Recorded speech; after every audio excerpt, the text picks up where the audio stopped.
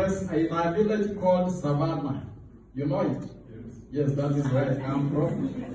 And I studied there and grew up there and so on. What we are doing and what we are encouraging people to do, before I tell you what I do, because he told you I'm his assistant, we are asking people to pray for our country. Because we are not in a good place. All of you can agree with me. Mkate zimepanda bei. Hiyo vitu ingine sisemi. Sisi tulikuwa tunapewa pesa na Cheboi. Cheboi alikuja akakuwa governor, saa hii sijui yuko wapi. Siku hizi mnapewa na nani? Kuna nani iko bado? I'm not sure. And with the new funding system, maybe it would be tricky for others who are coming after you to study and reach where you are.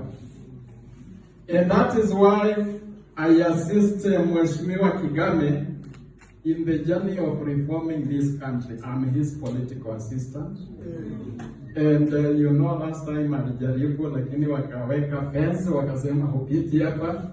But in 2027 nyinyi mkitusaidia.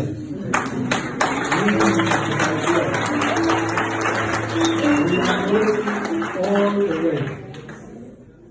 Otherwise, my name, please go to X. X is Twitter.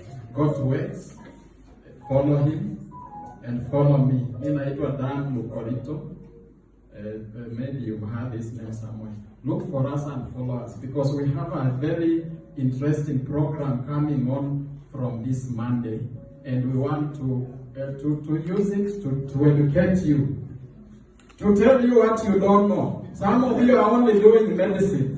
Sisi tulikuwa tunasoma karibu kila kitu. Although I wanted to do nursing and I missed by 2 points those years, but I thank God I'm still here.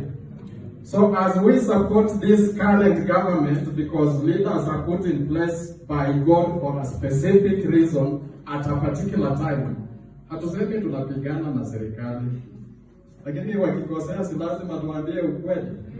Kwa hivyo sisi tutaendelea kuambia ukweli, tukiwaambia we are supporting you up to 2027 and we are praying for you to succeed.